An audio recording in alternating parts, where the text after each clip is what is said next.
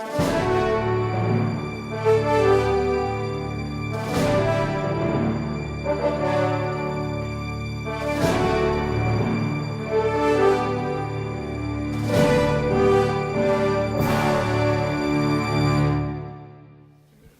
am Fran Cavenaugh. I'm state representative here for District 60.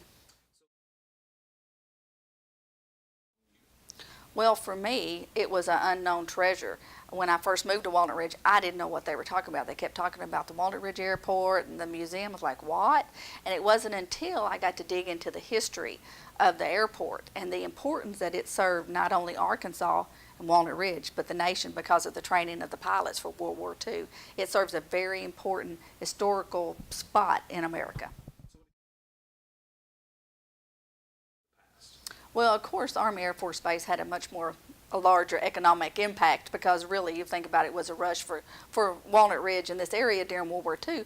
But here it has a different type of impact. And what it has is an impact for our children to learn history and be able to see and touch and understand really what was at stake at World War II and what people had to do for sacrifices to be able to stop evil, because you can say whatever you want to, but it was evil they were fighting. And so it shows a history to our young people that this is what we did. Learn from our history. Don't let this happen again. Well, the airport is actually now owned by the City of Walnut Ridge, and it's always something that we're trying to market for economic development to be able to bring people around.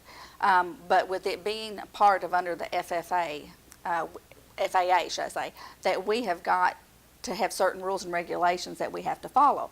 But what that allows us to do is opportunities in the future that come. If you think about big, FedEx, UPS that need runways, we've got them. So for us, we like to think outside the box of what we might be able to make this airport become. And for the museum, it's an ongoing battle like any nonprofit to find funding and to keep this history going, but it's something that needs to be done because its history has to be preserved. Because as I spoke to earlier, we have to understand our history if we move forward. That way we can learn from our mistakes.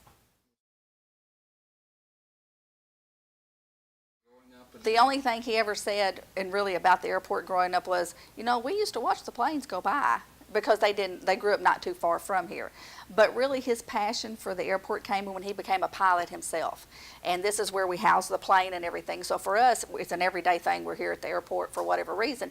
But his passion for the airport was when he really started flying. He began to understand what an impact an airport has for a community and what it affords the community, and most people don't understand that. One thing about the Walnut Ridge Airport is it's away from the city, so a lot of people don't understand this treasure out here. They don't understand the history, but they don't understand the real economic impact an airport like this has.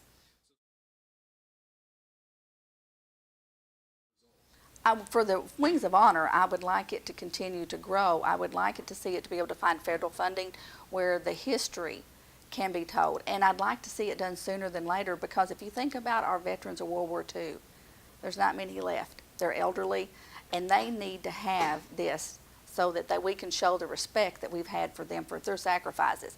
If you think back to World War II, I want you to think about the men and the women who served. They were young. These were not people in their 30s. These were not people even in their 20s. Some of these were 18, 19-year-old children. That's what they were to us, they're children. But they were risking their lives every day to secure our freedoms that we enjoy today. And I think a lot of people in newer generations have forgot that fact. Because when you think about World War II, when you're younger, you think that they're all their 30s and 20s. No, these are very young people who, you often hear this talked about the greatest generation because they were so self-sacrificing for our country. And we can't do enough to show respect for that and to learn from that self-sacrificing. Well, it's an ever-growing display. As you were right out earlier, they've just done an expansion. But what they need is volunteers, volunteers, volunteers. We're always in need of money. That's an ongoing thing with a nonprofit.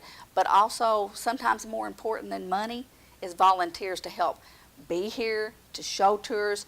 Number one, to understand the history. So when people have questions, that can be answered for them. That's what keeps a museum alive, is the volunteers.